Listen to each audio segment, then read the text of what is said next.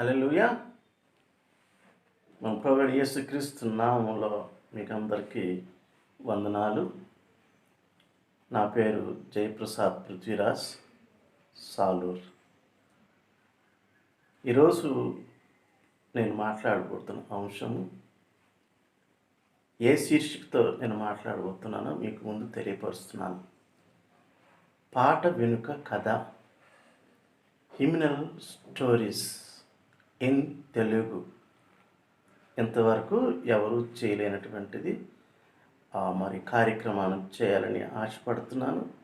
దీన్ని ప్రోత్సహించండి. దేవుని సహాయం కొరకు చిన్న ప్రార్థన చేసుకుందాం. ప్రియమైన మా తండ్రి, ప్రభువైన దేవ, నీకు వందనాలు నాయనా.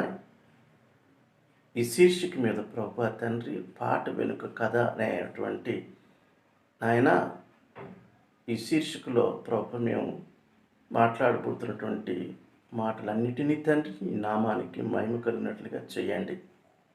మాకన్నా ముందు భక్తులు ప్రభు ఎంతోమంది నాయన వారి కష్టాల్లో, బాధలో, అనుభవాల్లో తండ్రి నీ నామం కొరకు ఎన్నో కీర్తనలు రాశారు ప్రభు. వాటిని మీ కొరకు నాయన మేము ప్రజెంట్ చేయాలని కోరుకుంటున్నాం. మా నోటి మాటలు, మా హృదయ ధ్యానాలు నీ దృష్టికి అంగీకారం చేయండి. యేసు నామములో ఈ ప్రార్థన అడిగి వేడుకుంటున్నాను నా తండ్రి, ఆమేన్. మరొకసారి మా శీర్షిక గురించి మీకు చెప్పాలనుకుంటున్నాను. పాట వెనుక కథ, హిమ్నల్ స్టోరీస్ ఇన్ తెలుగు. ఇందులో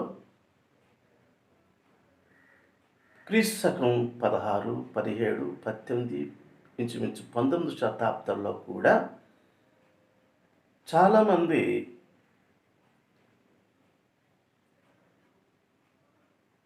అనేక క్రైస్తవ భక్తి గీతాలు రాశారు. వారు ఆయా దేశాల్లో, ఆయా భాషల్లో, గ్రీకు, లాటిను, జర్మనీ, ఆంగ్ల భాషల్లో రాయడం జరిగింది. ఇంకా అనేక భాషలకు కూడా రాశారు. వాటిని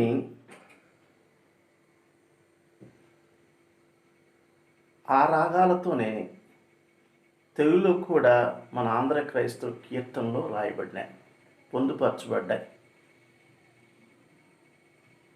వాటిని మీ కొరకై వాళ్ళు రాసినటువంటి, అనువాదం చేసినటువంటి వారి గీతా రచనలను,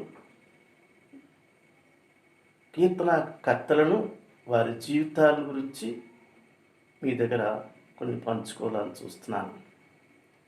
వాళ్ళు పాట రాసేటప్పుడు వాళ్ళకి ఏర్పడినటువంటి సందర్భాలు, ఏ సందర్భాల్లో ఆ పాటలు రాయగలిగారు, ఏ కీలో ప్రారంభించారు, ఎంత సమయంలో వారు పాటను రాయగలిగారు, పాటకి మధ్యన ఎంత సమయాన్ని వారు తీసుకోగలిగారు, అలాగే వారు తీసుకున్నటువంటి అంశము అనగా వారు రాయబడినటువంటి ఆ కీర్తనకు బైబిల్ ఆధారం ఏంటి అనే విషయాలు, అంతేకాకుండా కొన్ని ఆధ్యాత్మిక వివరణలు ఆ పాట గురించి చెప్పబడినాయి. వీటిని రాబోతున్నటువంటి మరి దినాల్లో వీటిని ఒకదానికి ఒకటి మనం చెప్పుకుంటే వాటిని వివరించడానికి సంతోషంతో మీ ముందు ఉంచాలని ప్రయత్నం చేస్తున్నాను. ఈ కీర్తన పెట్టబడిన రాగం, అలాగే ఎవరైతే సంగీతాన్ని సమకూర్చారో ఆ సమకూర్చినటువంటి వ్యక్తులు ఆ పాటకి ఏ రాగం పెట్టుకున్నారో, ఆ సంగీతంకి సమర్పించిన వివరాలు, అన్ని విషయాలు కూడా మీతో ముందుగా చెప్పబోతున్నాం. ఈనాడు ప్రపంచవ్యాప్తంగా అనేక దేశాల్లో, అనేక దేవాలయాల్లో, మన భారతదేశంతో కలిపి అనేక మంది పాటలు పాడుతున్నారు, అనేక రాగాల్లో పాడుతున్నారు, అనేక మంది తమ గొంతు ఇప్పి దేవుని గురించి స్తుతిస్తున్నారు, మహింపరుస్తున్నారు. వీటికి స్తుతిగానాలు అంటున్నారు, మరి సంగీత విభావరి అంటున్నారు. అంతేకాకుండాను వీటికిని వారు హిమ్ వర్షిప్ సాంగ్స్ అంటున్నారు. అలాగే స్తుతి ఆరాధన కీర్తనలు అంటున్నారు, ఆనంద గీతాలు అంటున్నారు. ఎవరికి వారు వాటిని పేరు పెట్టి దేవుని నామాన్ని గణపరుస్తున్నారు. అందుని బట్టి దేవునికి స్తోత్రం చెల్లిస్తున్నాను. కొంతమంది ఒంటరిగా అంటే సోలో సాంగ్స్ పాడుతున్నారు, గ్రూప్ సాంగ్స్ పాడుతున్నారు, దైవనామ సంకీర్తనం చేస్తూ దేవుని మహిమపరుస్తున్నారు. మరి ఈ పాటలు రాయటానికి, ఈ పాటలు చదవటానికి, ఈ పాటలు వినటానికి ఎంతోమంది ఆసక్తి కలుగుటకు సంగీతాన్ని జోడిస్తున్నారు. అనేక వాయిద్యాలు వాయిస్తున్నారు. వాయిద్యాలతో కలిపి వారు పాటలు పాడుతూ ఉండగా నామము గణపరచబడుతుంది. వారిని ప్రోత్సాహపరిస్తే ఇంకనూ అనేక రకాలుగా దేవుని నామాన్ని గణపరుస్తున్నారు. అయితే ఒకే ఒక ప్రశ్న మిగిలిపోయింది. ఈ పాటకు లేకపోతే ఈ కీర్తనలకు లేకపోతే ఈ సంగీతానికి ఆది ఎక్కడ, మూలం ఎక్కడ, పాట ప్రారంభం ఎప్పుడు జరిగింది, ఎలా జరిగింది, ఎందుకు జరిగింది, ఎలాంటి పరిస్థితుల్లో చరిత్ర ఏంటి అనే విషయాలు కూడా కొద్దిగా మనం ధ్యానించడం చాలా మంచిదని నా అభిప్రాయం. కాబట్టి ఈ పాట పుట్టుక గురించి కొద్దిగా నవోద్ఘాతంలో కొన్ని మాటలు చెప్పిన తర్వాత కార్యక్రమానికి ముందుకు వెళ్దాం. విశ్వవ్యాప్తంగా విస్తరించబడింది క్రైస్తవ్యం. ఈనాటికి అనేక మంది విశ్వాసులు క్రైస్తవ్యంలోనే ఉండడం మనకు తెలుసు. ఈ క్రైస్తవ్యంలో రోమన్ క్యాథలిక్లని మరియు ప్రొటెస్టెంట్ వారని రెండు పెద్ద శాఖలు ఉన్నాయి. ఈ రోమన్ క్యాథలిక్లు అధిక సంఖ్యలో ఆ మతం అందు ఉన్నారు కాబట్టి, అది ప్రాచీనమైనది కాబట్టి అందులో అధిక సంఖ్యలో ఉన్నారు. ఈ రోమన్ క్యాథలిక్లు తల్లి అయినటువంటి మరియను ప్రధాన స్థానం ఇచ్చి వారిని సేవిస్తారు. ప్రొటెస్టెంట్ వారు క్రీస్తుకు ప్రథమ స్థానం ఇచ్చి ఆయన్ని సేవిస్తారు. ఆదిలో రోమన్ క్యాథలిక్లు ఆచార వ్యవహారాలు చాలా కట్టుబాట్లు కలిగి ఉండేవి. మరి కొన్ని పరిస్థితులు బట్టి చోటు చేసుకొని వీరి ఆరాధన చోటు చేసుకున్న తర్వాత వీరి ఆరాధనలో కొన్ని మార్పులు కలిగినాయి. వీరి ఆరాధన అంతటిను పాదిరి గారు లేకపోతే బిషప్ గారు వారి చేత నడిపించబడేది. ఆరాధనలో ఆరాధకులు అందరూ ప్రేక్షకుల పాత్రనే పోషించేవారు. పవిత్రమైన బైబిల్ గ్రంథం లాటిన్ భాషలో రాయబడి ఉంది. అందుకే ఆ బిషప్ గారు ఆ లాటిన్ భాషలో వారికి చదివి వినిపించేవారు. ఈ బిషప్ గిరి ఇంచుమించు 1500 సంవత్సరాల వరకు కొనసాగుతూనే ఉంది. మార్టిన్ లూథర్ గారు చేసినట్టు కొన్ని సంస్కరణల ద్వారా క్యాథలిక్లో మరి కొద్ది మార్పులు జరిగినాయి. పవిత్రమైన బైబిల్ పఠనం అందరికీ అందుబాటులో వీలుగా లాటిన్ భాషలో ఉన్నటువంటి బైబిల్ని జర్మనీ,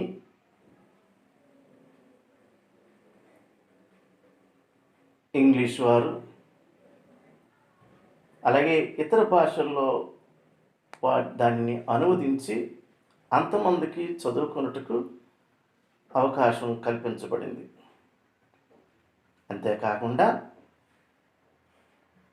ఆరాధనకు వచ్చేవారు తమ గొంతెత్తి విప్పి దేవుని పాటలు పాడటానికి అలాగే పాదిరి గారితో కలిసి పాటలు పాడటానికి, లేకపోతే ఆయన అనుసరించి వారిని పాటలు పాడటానికి మార్టిన్ లూథర్ గారు ఎంతో ప్రోత్సాహం కల్పించారు.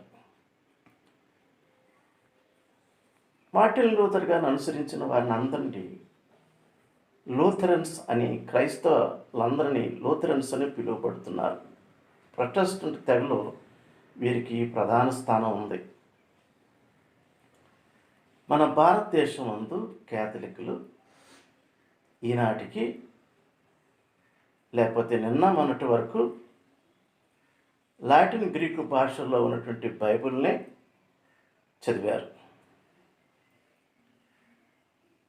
తర్వాత పోపు గారి అనుమతితో ఎవరి భాషలో వారు బైబిల్ చదువుకున్నట్టుకును ఆరాధన చేసుకున్నట్టుకు అనుమతి పొందిన తర్వాత మార్పులు జరిగినాయి. యూదా మతం క్రైస్తవ మతానికి తల్లి వంటిది. ఈ యూదా మతంలో మరి 2 ప్రధాన శాఖలు ఈ లోకానికి వచ్చాయి. అది మొదటిది క్రైస్తవ్యం, రెండవది మహమ్మదీయం మతం. యూదావారి మతంలో క్రీస్తు పూర్వం నుంచి ఉన్నటువంటి సనాతన మతం,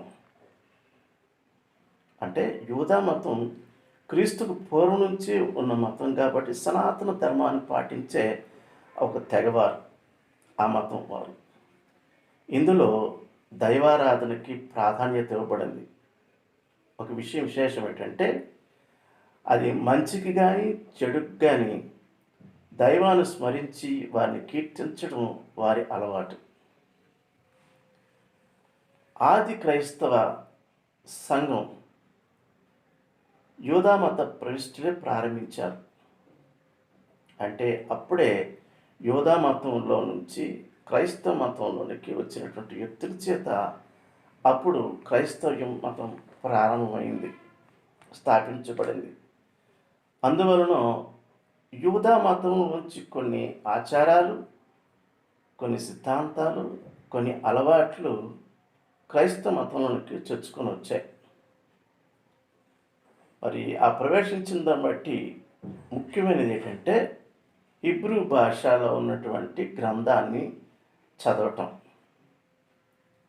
ఈ హీబ్రూ భాషలో ఏకేశ్వరోపాసనం అవలంబించేవారు, దాన్ని బోధించేవారు. 10 ఆజ్ఞలు అంటే మోషే నియమాలు, అలాగే ప్రవక్తల ప్రవచనాలు, హీబ్రూ కీర్తనలు వారు క్రైస్తవ సంకీర్తనలుగా రూపొందాయి. గొప్ప మత సంస్కర్త అయినటువంటి మార్టిన్ లూథర్ గారి గురించి మనం చెప్పుకుందాం. తర్వాత దేవాలయంలో దైవారాధనలు, కీర్తనలు ప్రాధాన్యత పెరిగింది. అందుకోసమే, అంటే ఇంకో రకంగా చెప్పాలనుకుంటే, దైవారాధనలో కీర్తనలకు ప్రాధాన్యత ఇచ్చిన మతం యూదా మతం. దేవాలయాల్లో దేవారాధనలో, అంటే దైవారాధనలో వాయిద్యాలు కీర్తనలకు జతపరిచి పాడడం కూడా మొదలుపెట్టారు. క్రీస్తు శకం కాదు కానీ క్రీస్తుకు పూర్వం 1220 నుంచి 970 కాలంలో రాజైనటువంటి దావీదు ఆస్థానంలో 4000 మరి వాయిద్యాలు ఉండి వాటిని దేవుడి మహిమార్థమే వాడారన్న సంగతి మనకు తెలుసు. క్రీస్తు మరణాంతరం క్రైస్తవ మతం విస్తరించినటువంటి సమయంలో కాలమందు, అంటే 1 నుంచి 4 శతాబ్దాల కాలం వరకు గ్రీకు భాష అంతర్జాతీయ భాషగా చేయబడింది. బైబిల్ను అనగా క్రొత్త నిబంధన ప్రజల భాష అయినటువంటి గ్రీకు భాషలో మొదటిసారిగా అనువదించబడింది. రోమీయులు యెరూషలేమును ఆక్రమించుకున్న తర్వాత యూదులు ఆయా ప్రాంతాల్లోకి చెదిరిపోయారు. వారి నిమిత్తం హీబ్రూ భాషలో ఉన్నటువంటి ఆ యొక్క బైబిల్ని గ్రీకు భాషల్లోనికిను, పాత నిబంధన ముఖ్యంగా గ్రీకు భాషల్లోనూ అనువదించడానికి కారణమైంది. సనాతన ధర్మం పాటించుచున్న యూదులు ఇలాగా గ్రీకు భాష మాట్లాడుతున్నటువంటి యూదులను హెల్లెనీయులను కూడా పిలవడం మొదలుపెట్టారు. ప్రథమ క్రైస్తవ గీతం జ్ఞాపకం చేసుకునండి. ప్రథమ క్రైస్తవ గీతం గ్రీకు భాషలోనే మొదటగా వ్రాయబడింది. పిమ్మట గ్రీకు భాష వాడుకంటే దాని అలవాటు తగ్గి లాటిన్ భాష ఆ స్థానాన్ని ఆక్రమించుకుంది. ఎందుకంటే ఆ క్రైస్తవ కీర్తనలు లాటిన్ భాషను వెలువడటం ప్రారంభమైంది. ఎందుకంటే రోమేలు వారు మాట్లాడుతున్న భాష లాటిన్ భాష కాబట్టి రోమా ముఖ్యంగా ఈ గ్రీకు భాష వాడుక తగ్గి లాటిన్ భాష వాడుకలోకి వచ్చింది. అది గ్రీకు భాష అతి ప్రాచీనం అయిపోయింది. గ్రీకు భాషల్లో రాయబడినటువంటి కీర్తనలన్నీను కొద్దిమందికే దొరికేవి. అవి ఏంటంటే బాగా పామరులకు అందుబాటులో ఉండేవి కాదు. క్రైస్తవులో ప్రారంభంలో మఠాధిపతులకు అలాగే మరి వాటికి గానం చేసేవారు. ఇవి బృందగానాలకు ఉపయోగించడం కుదిరేది కాదు. రోమా చక్రవర్తులు లాటిన్ భాషను ప్రపంచ భాషగా వ్యాప్తి చెందించారు. గ్రీకు భాష ఉపయోగం తగ్గి లాటిన్ భాష ప్రయోజనం ప్రారంభమైంది. దీనికి తోడు ప్రపంచవ్యాప్తంగా క్రైస్తవ సన్యాసి మఠాలు ప్రారంభమైనాయి. ఆ సన్యాసి మఠాల్లో యావత్ ప్రపంచం అంతా క్రైస్తవ మతం హస్తగతమైంది, వ్యాపించింది. హస్తగతమైన దానికన్నా క్రైస్తవ మతం విశ్వవ్యాప్తంగా వ్యాపించడం ప్రారంభించింది. అప్పుడు మేధావులు, విద్యావంతులు ఈ మతం వైపు ఆకర్షింపబడ్డారు. క్రైస్తవ్యాన్ని స్వీకరించారు. క్రైస్తవ ఆరాధనకి ప్రాధాన్యం ప్రారంభమైంది.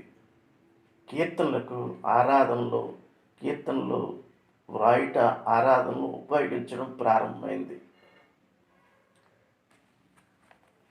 ఈ కీర్తనలు రాయటానికి ఉపయోగించడానికి దోహదపడింది, దారితీసినాయి.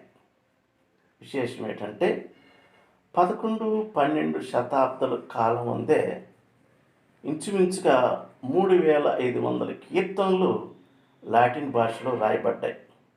ఇంకో మాట చెప్పాలనుకుంటే అందుకే ఆ కాలం అందు గోల్డెన్ ఏజ్ ఆఫ్ లాటిన్ హిమ్నాలజీ అని చెప్పి పేరు పెట్టబడింది. అంటే ఇంకో రకం చెప్పాలంటే లాటిన్ సంకీర్తనలు స్వర్ణయుగం అని చెప్పబడింది. లాటిన్ భాషలో 3500 కీర్తనలు రాయబడినాయి. ఇది గొప్ప ఆరాధనలు పెరుగుతున్న కొలది వాటి విశేషాలు మనకి అవసరమై వాటిని రాయవలసిన అవసరం వచ్చింది. అయితే ఆరాధనలు విస్తరించుతున్నప్పటికీ సంకీర్తనలు మాత్రం ధనవంతులు మరి బాగా శ్రీమంతులకి వారికే పరిమితం అయ్యాయి. సాధారణ వ్యక్తులకి అందుబాటులో లేకుండా పోయింది ఒక కారణం. రెండవది, ఈ కీర్తనలు వ్యాపించకపోవడానికి కారణం శాస్త్రీయ సంగీతం చాలామందికి ఎవరికి తెలియదు. మూడవ కారణం ముద్రణ యంత్ర లేకపోతే ముద్రణ వెసులుబాటు ఆ రోజులో అందుబాటులో లేకపోవడం. తర్వాత అన్నిటికంటే ముఖ్యం మత సిద్ధాంతాలు, ఛాందస భావము, కీర్తనలు వారికి వారే స్వార్థంగా వాళ్ళు ఉపయోగించుకునేవారు కీర్తనలు. ఇది కీర్తనలు లేకపోతే ఈ కీర్తనలు మరి అలాగే ఈ యొక్క సంకీర్తనలు వ్యాప్తి చెందకుండా ఉండిపోవడానికి పెద్ద ఆటంకాలుగా ఏర్పడినాయి. 12, 13 శతాబ్దాల కాలంకి వచ్చేసరికి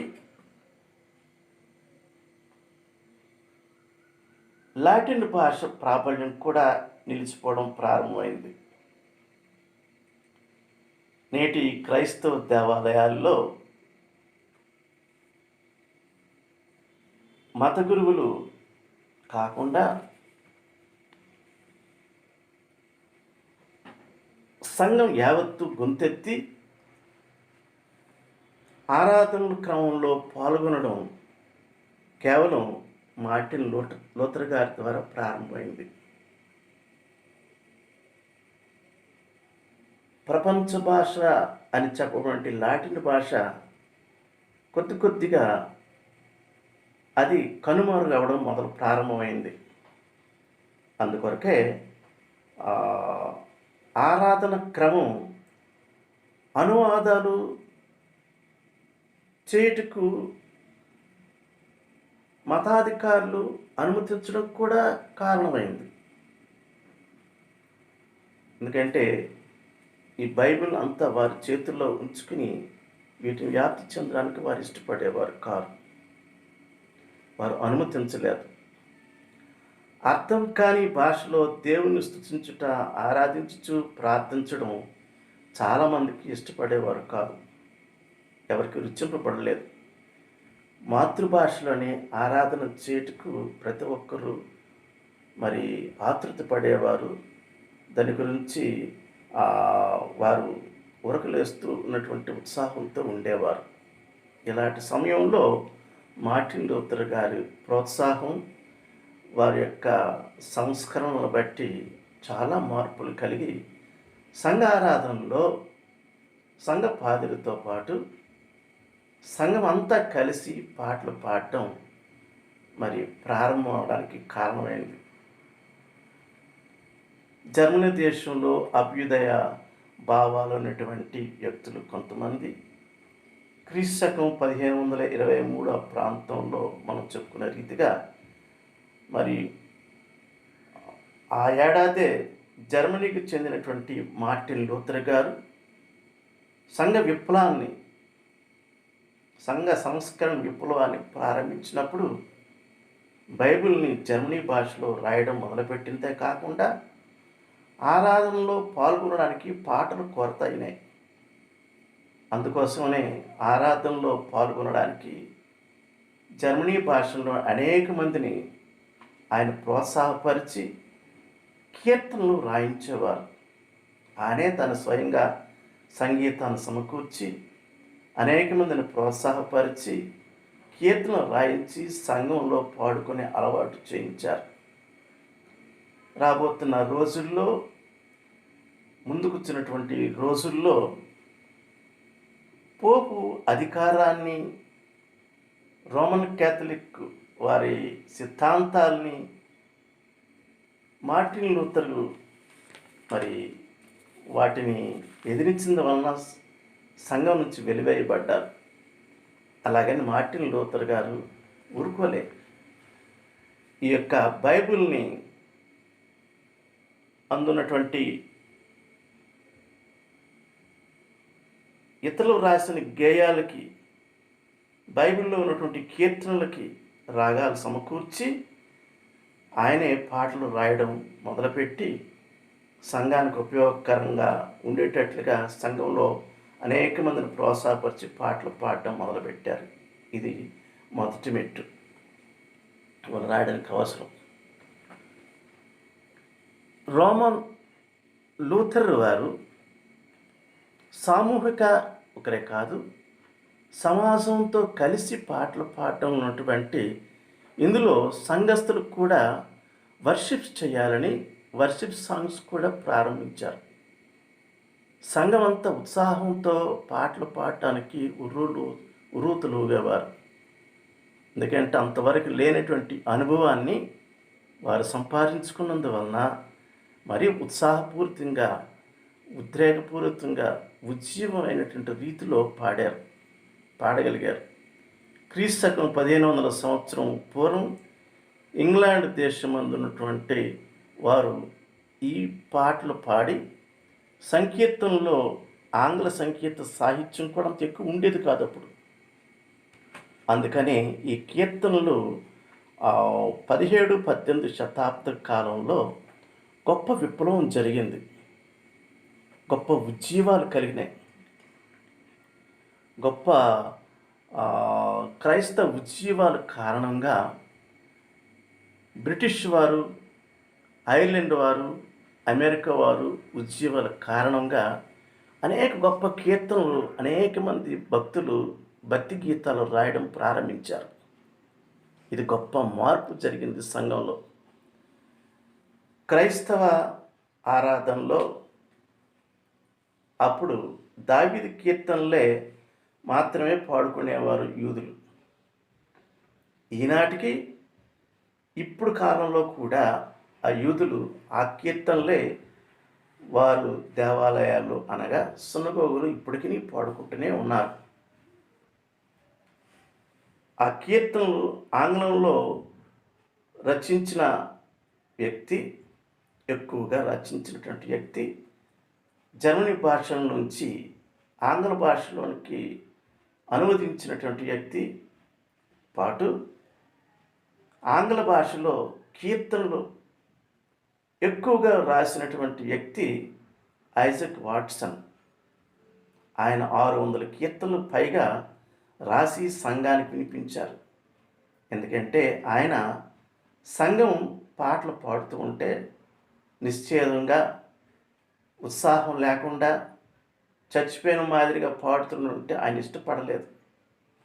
అందుకని ఆయన తండ్రితో ఆయన ఛాలెంజ్ చేసి సంఘంలో కీర్తనలు పాడటానికి తండ్రి ద్వారా ప్రోత్సహింపబడి బైబిల్లో ఉన్నటువంటి కీర్తనలే, ఆ కీర్తనలకి ఆయన రాగాలు సొంతంగా చేసి సమకూర్చి పాటలు పాడటం, సంఘం చేత పాడించడం, అది గొప్ప మార్పు కలిగింది. అలాగే ఆ ఘనత ఐజక్ గారికి దక్కింది, ఐజక్ వాట్సన్ గారికి. ఇంకో రకంగా చెప్పాలంటే ఐజక్ వాట్సన్ గారు కీర్తనలకు పితామహుడని కూడా పేరు పెట్టబడింది. ఇది ఎంతో గొప్ప ఆశ్చర్యకరమైన విషయం. ఆయా సమయాల్లో అనేక మంది దేశాల్లో మత సంస్కరణ ఉద్యమాలు జరుగుతున్నప్పుడు సంగీతం పట్ల అభిలాష కలిగినటువంటి వ్యక్తులు కీర్తనలు రాయడం ప్రారంభించారు. క్రైస్తవ సంకీర్తనల వికాసం వారికి తోడ్పడింది. క్రైస్తవ సాహిత్యాల్లో మార్పులు కలిగినాయి.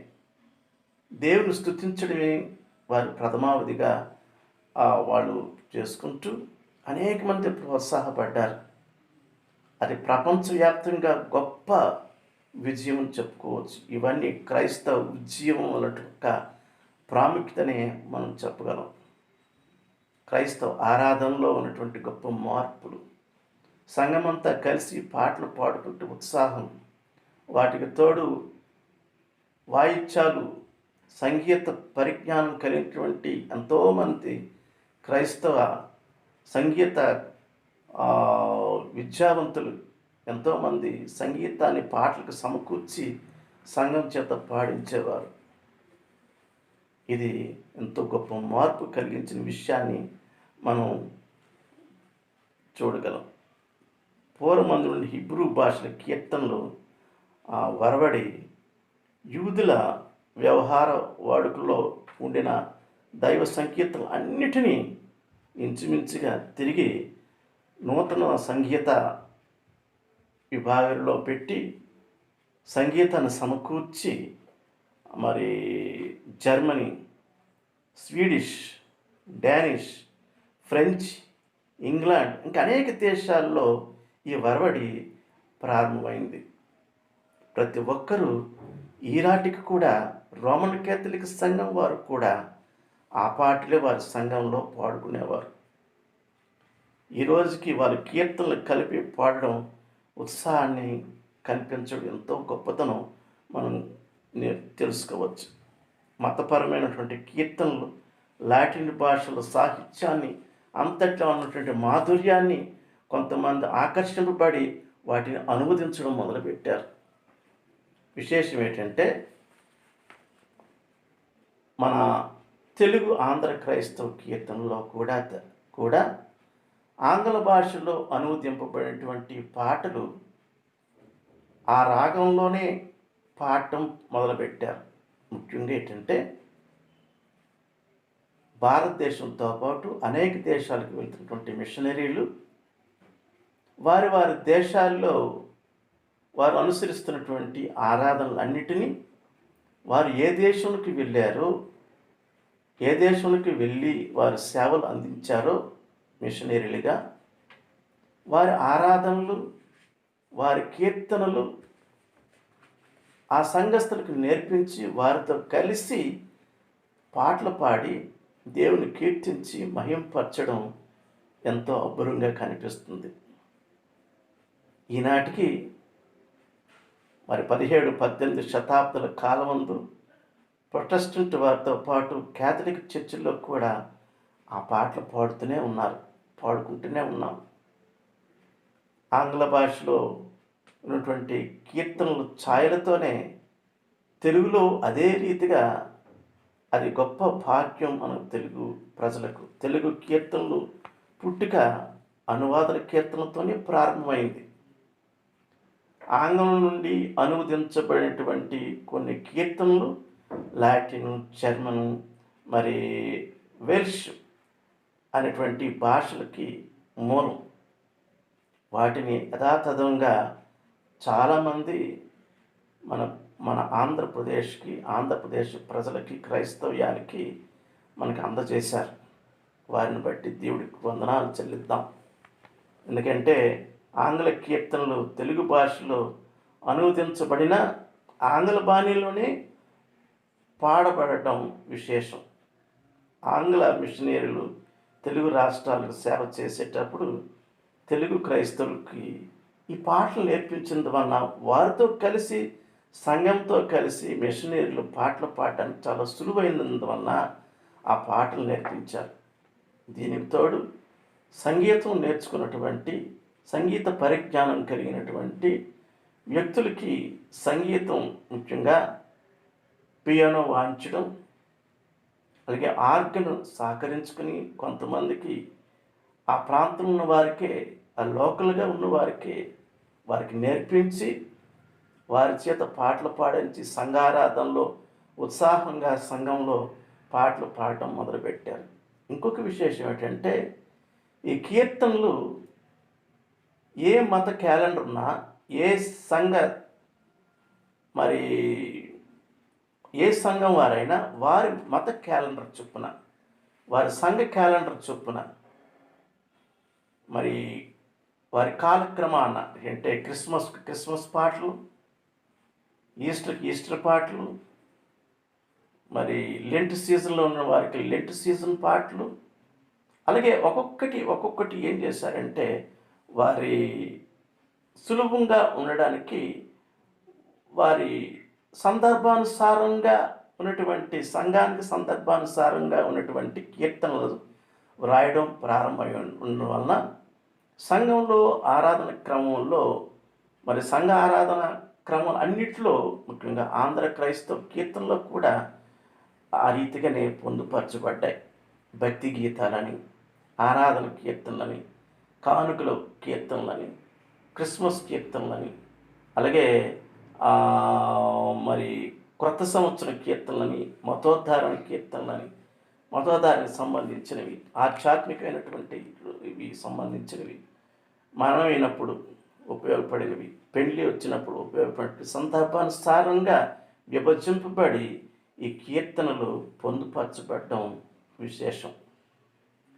ఈ విశేషాలు ఇలాగే ఉంటుండగా సంఘ ఆరాధనలో క్రమంగా జరుగుతున్నటువంటి పరిస్థితులు, సంఘాలు వేరే ఉంటుండగా సంఘంలో ప్రోత్సహింపబడిన వారు, ఉత్సాహం కలిగినటువంటి వ్యక్తులు సంగీతాన్ని నేర్చుకుంటూ వారి సంగీత విద్యను దేవుని మహిమార్థం ఉపయోగించుకుంటూ ఈరోజు ప్రతి చోట ప్రతి దేవాలయంలో దేవుని స్తుతించడానికి అనేక కొత్త కీర్తనలు మొదలుపెట్టి పాడుతున్నారు. కీర్తనకర్తలు ఎక్కువయ్యారు, పాటలు విలువలు ఎక్కువైనాయి, సాహిత్య విలువలు పెరిగినాయి. సాహిత్యంలో పెరిగినటువంటి అనేక మంది తెలుగులో కూడా రాయబడినటువంటి కవిత్వం చేసినటువంటి ఆ వ్యక్తులు, ముఖ్యంగా గీతకర్తలు ఉండి మన యొక్క సంఘ కీర్తనలో రాయబడినటువంటి విషయం మనకు తెలుసు. మిషనరీలు అందరూ కొన్నిటిని మిషనరీలు పర్యవేక్షణలో అనుమతించడం జరిగింది. కొంతమంది మిషనరీలు సొంతంగా వారు కూడా అనువాదం చేశారు. వారిలో చాలామంది మనకి పేర్లు ఆల్ఫ్రెడ్ త్యాగరాజ్ అంటారు, పామరు అల్లరి